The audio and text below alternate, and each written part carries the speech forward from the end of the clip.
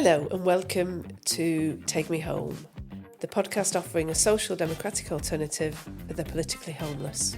I'm Hilary-Salt. And I'm Sebastian.Moore. And in another busy week at SDP Towers, we are squeezing in a news item to bring you a couple of items that have taken our fancy this week. And Sebastian, you want to talk about new media versus old media. What new challenges does that bring up? Yeah, I think we're back to our traditional roles of you talking about something quite technical and me talking about gossip, like new podcast gossip. Oh, okay. Okay, so this will be quite a meta conversation, because we're going to be a podcast talking about a podcast talking about a podcast. Right. Okay. One of those like infinite mirrors. Yeah, I suppose so. Yeah. But I didn't want to. Well, I thought this is something that is worth discussing because I think it's quite a seismic moment, which is that the Joe Rogan Experience, Yes, which is the biggest podcast in the world, recently had a debate by basically Douglas Murray, who's on the sort of broadly the pro-Israel side, and then Dave Smith, who's on the pro-Palestine side. Okay. I say broadly because I think there are bits of agreement where they both sort of agree with each other, but they are very much in those camps. Yes. And these are two people that I've listened to, many times in the past. I think Douglas Murray is a really interesting person. I've read his books. I think he has a lot to say on the world. I think Dave Smith's very entertaining comedian, etc., because he is a comedian, but he's kind of branched into this world of politics. And so the reason I wanted to bring it up is that I think this represents quite a shift in the conversation around where we get our media, because what's been happening for a long time is old media has been dying and the new media has sort of been taking its place, and we're not really sure about what that is going to look like. And I think until now there's been a lot of optimism, from me included, massively. I've been very, very optimistic about the rise of podcasts as a place to get your information. But I think this episode of Joe Rogan shone a light on some of the challenges around podcasts and new media. And the fallout from it. Yeah, exactly. Yeah. So firstly, I'll just say that it came out 13 days ago and it's already got over 4 million views. And that's kind of fairly typical for a Joe Rogan episode. I mean, the Donald Trump one had, I think, 60 million views in 2 days. Wow. And this is at a time when TV ratings have kind of fallen massively. Do we know of that 4 million, how many are in the US and how many elsewhere? I mean, they will know because they'll have the analytics showing where people are watching it from, but we don't know. No. Okay. The point is broadly that new media, you could say it's overtaken old media in terms of viewership, but it's certainly caught up. Okay. If you're getting tens of millions of views on just one episode on one person's YouTube channel. Yeah. Whereas the most viewed program in the UK last week, I think, was The Apprentice, and it had 5 million views. Okay. So you can kind of get an idea about what information people are consuming, or what entertainment. And this speaks to the problem, which is that we are, in the past, I think it was a little bit clearer what was information and what was entertainment. Yeah. And I spoke to you about a book called Amusing Ourselves to Death, which I highly, highly recommend. Yeah. And it talks about the way that as we went to a more visual worldview, which is cable news and TVs in the classrooms, the line between information and entertainment was blurred. And I think we had phrases like infotainment. Mm-hmm. And that's kind of the age that we're living in. And the YouTube and podcasting, I think if you were to speak about it in the best way possible, you'd say there's loads of really intelligent people who are giving a very informative take on world issues. Yeah. If you were to be quite negative about it, you'd say there's lots of unexperienced people that are not experts in their field that are speaking broadly on topics they don't understand. And that's the issue that's arisen. Exactly. So here, isn't it? Yeah, and in some ways I was quite disappointed in the debate.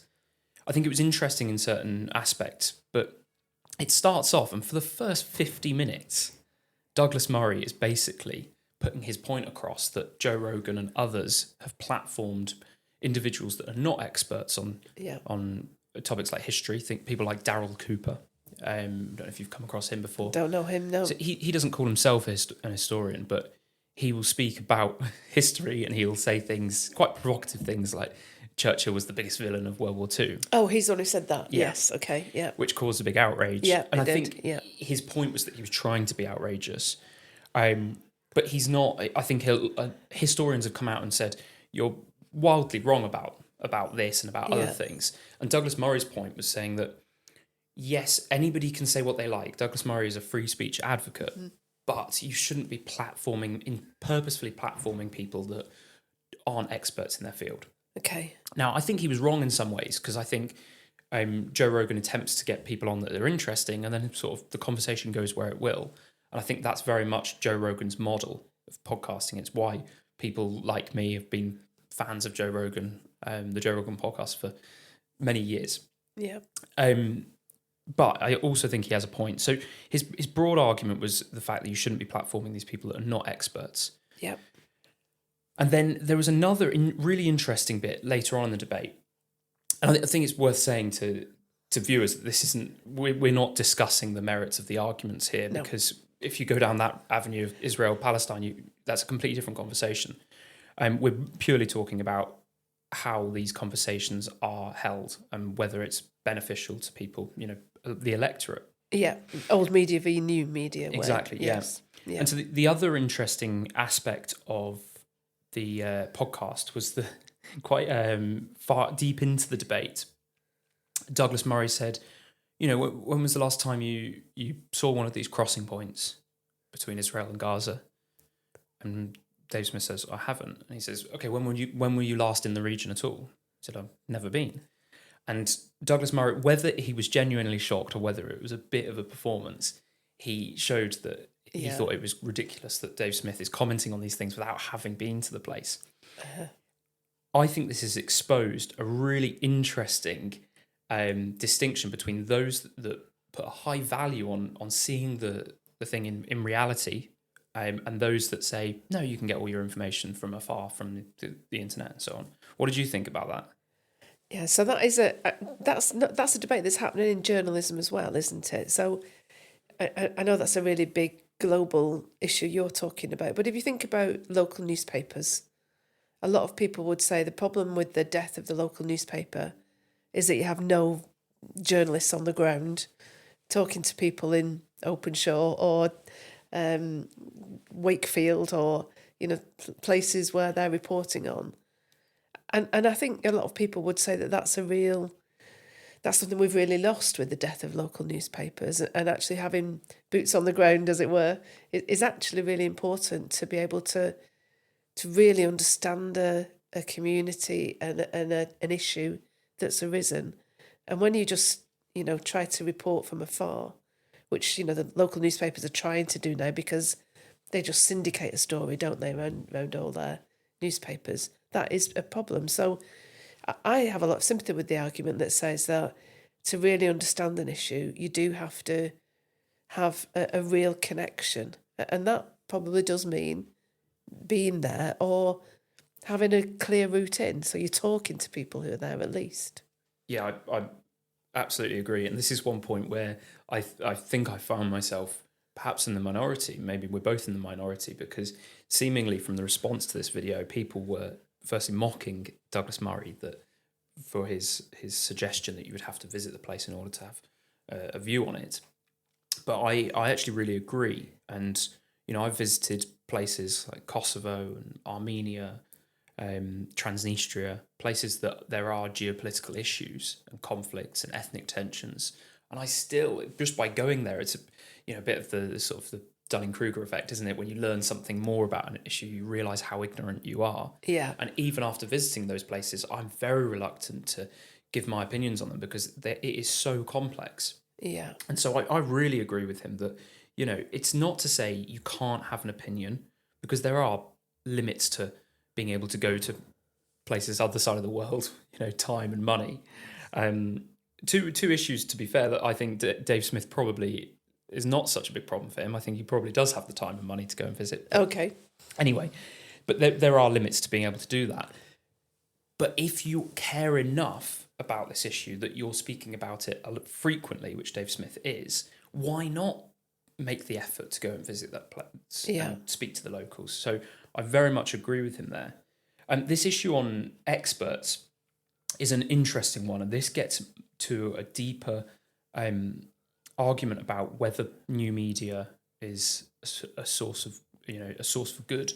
I had an argument recently with a journalist from Reuters, who's a war correspondent. And we were arguing about legacy media, versus new media, and I said, well, it's a lot of it is it's legacy media's fault that they've been so dishonest and haven't put the effort into really being impartial or certainly speaking to both sides of the issue. Yeah.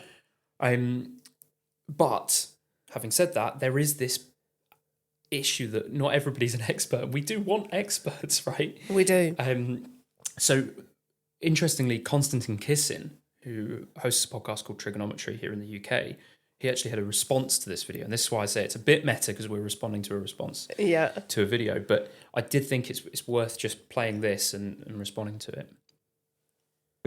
On numerous occasions throughout the discussion, Murray commits the greatest sin available in Podcastistan, suggesting that certain people shouldn't comment on certain things and that others should not elevate their voices. Such is the inability to think clearly about this that you would almost certainly receive less pushback for denying that slavery harmed Black Americans or claiming the Holocaust didn't happen. They simply no longer understand the difference between censorship, this must be banned, and morality, this is a bad thing to do. The world of entertainment is not driven by truth-seeking, and the claim that someone's ideas are false is no longer an effective critique. Podcastistan is a place where people scold the mainstream media for failing to live up to their standards on honesty and accuracy while having none of their own. So I think he's making a very, very good point, which is to say, if you're going to criticise legacy media and old media for not being honest and not putting in the necessary due diligence in terms of really researching an issue, that doesn't mean you can just do the exact same thing as them. And that's a real challenge to this new media ecosystem, because more and more people are getting their information from these podcasts, from these YouTube channels. So I think it's a challenge to YouTubers, to us, as well, because we are doing this podcast, to, rather than shirking our responsibility, to really take that responsibility, run with it, and say, yes, if this is where people are getting their information, we need to be more thorough in terms of our research and in terms of who we speak to.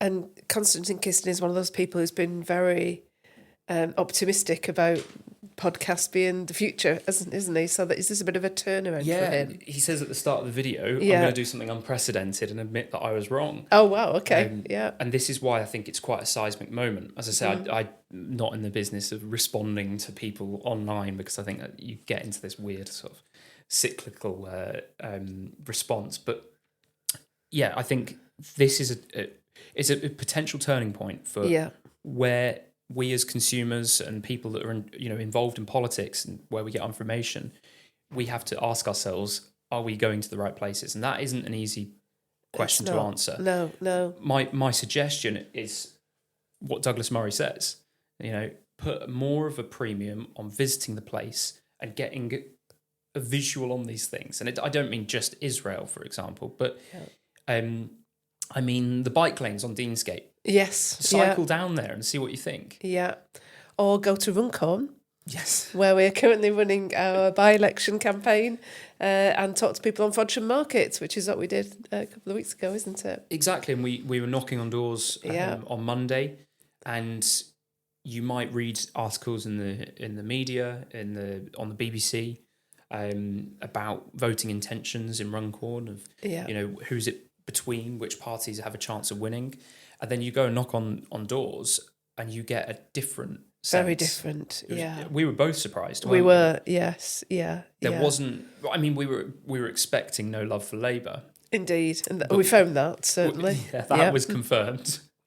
I mean, I think out of all the doors I knocked, which, potentially 100 doors on Monday, I think I found one person that was admitting that they were going to vote Labour. Okay. Obviously, more than 1% will vote Labour, but somebody that was happy to admit, and even they couldn't really say anything that the government was doing well. Yeah.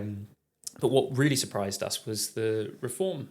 We thought there'd be a little bit more love for reform, and there wasn't. Some people seemed almost reluctant. They were like, you know what, I'm just going to vote reform. Yeah, So I think reform could do well, but I don't think that support will be particularly enthusiastic. Indeed, not very positive support. More, I've just got to say no to Labour more than anything. Yeah. So potential solution, actually get involved with things, actually get on the ground, pay a little bit less attention to your mobile phone and to your computer, and pay more attention to this. Okay. Unless you're watching Take Me Home. In which case, just listen to us. Yeah. So you made me feel very nervous about imparting any expertise now, because I want to talk about the jobs market and what's happening on jobs. Yeah. So there's a couple of things that are worrying people and making people look at what's happening in the jobs market. And the first is the changes that we talked about before that came through in the budget. So there's two big changes that happened in April. One is the rise in the national minimum wage. So to remind people, the headline minimum wage went up from £11.44 to £12.21, which is about a 7% increase.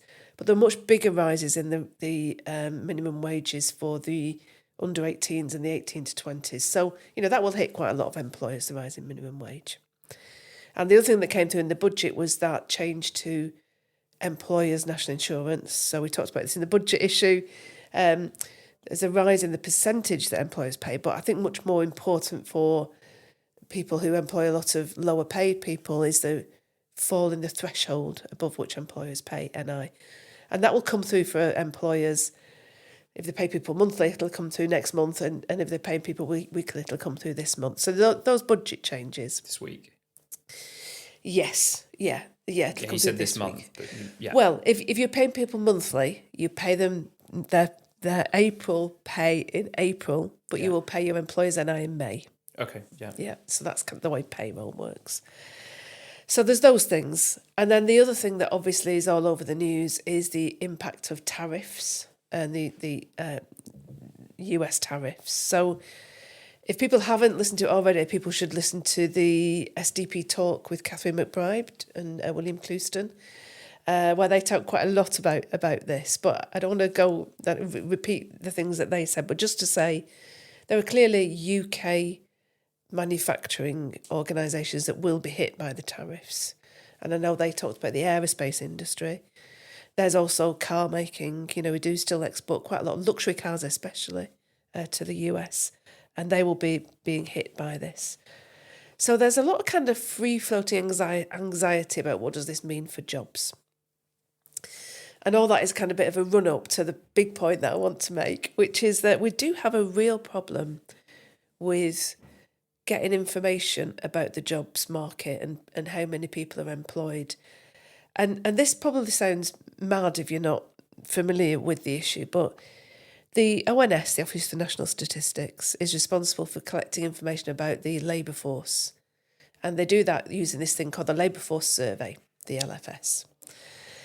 Now, really strangely, I think, what this is a survey of individual households asking them about their employment, which could be self-employment or actual employment.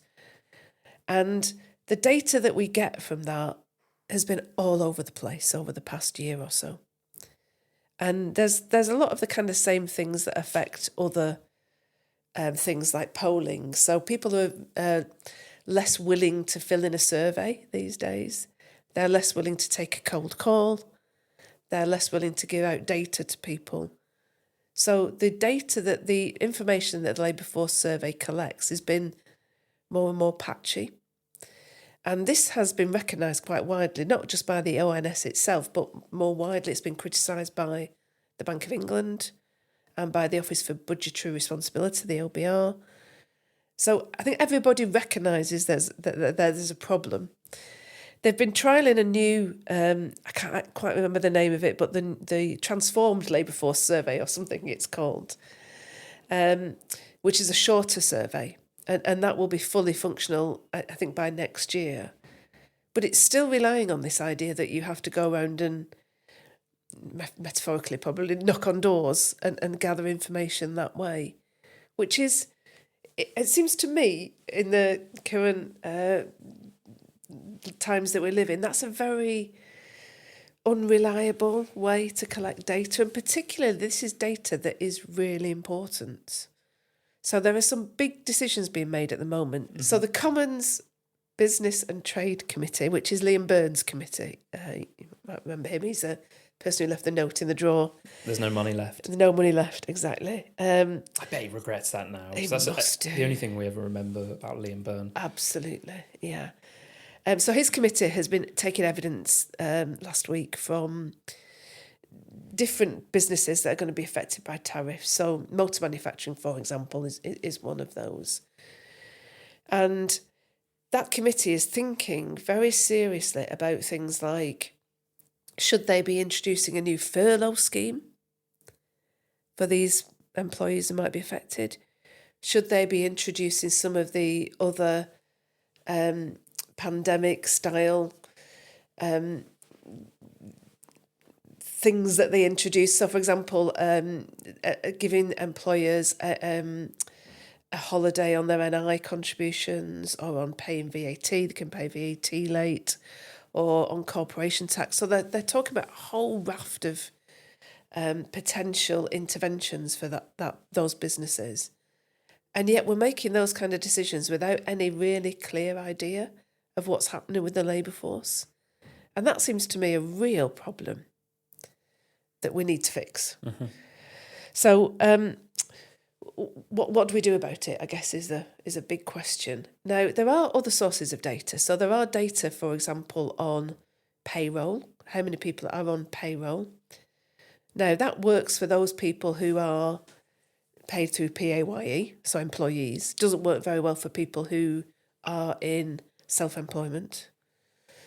And there are other measures. So, for example, government will know how much it collects in employer NI every month. So, it can use that kind of data.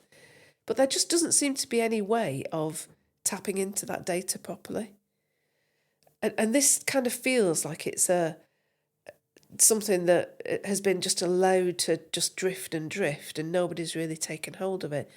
I know there are real problems at places like the ONS with lack of funding, cuts in the numbers of staff. I know they're one of those organisations that's in dispute about not being able to continue working from home. Mm-hmm. And I do think that we've really got to start tackling the fact that we don't seem to be able to do the basics of statecraft anymore, which includes being able to measure data properly. Now, you might have heard of MTD? MTD? Mm-hmm. No. So MTD is a project that the Treasury is running called Making Tax Digital. Okay.